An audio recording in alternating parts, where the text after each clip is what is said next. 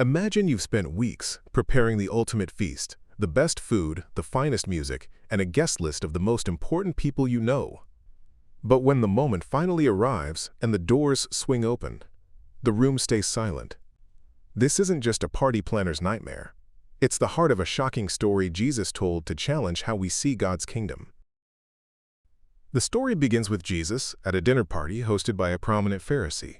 As he watches the guests scramble for the places of honor at the table, he notices how much people crave status. To show them a different way, he tells a parable about a great banquet, where everything the guests thought they knew about who belongs is flipped upside down. In the parable, a man prepares a massive banquet and sends his servant to tell the invited guests, "Come, for everything is now ready." In that culture, accepting an initial invitation was a serious commitment, so the host expected his friends to arrive and celebrate his generosity. But suddenly the excuses start rolling in. One man says he just bought a field and must go see it. Another bought 5 yoke of oxen and needs to try them out. A third says he just got married and simply cannot come. These guests were choosing their possessions, work, and personal lives over their relationship with the host. When the servant reports this, the master becomes justifiably angry. His kindness had been rejected by those he valued most, but instead of canceling the party, he makes a radical move.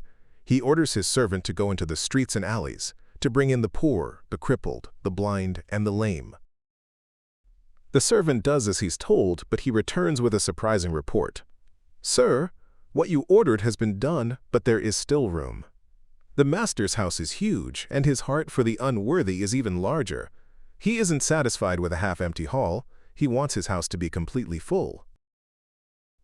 The master gives one final order: go out to the roads and country lanes and compel them to come in. He sends the servant even further out to find travelers and strangers, ensuring that those who were never on the original guest list get to taste the feast. Meanwhile, those who were too busy for the master are left on the outside looking in. Jesus' message is clear. God's invitation is wide open, especially to those the world might overlook. The Great Banquet represents the kingdom of heaven, and while many are called, the only thing that keeps us out is our own refusal to show up. The question isn't whether you're invited, it's whether you'll let life's fields and oxen keep you from the greatest party in eternity. Subscribe for more parables of Jesus.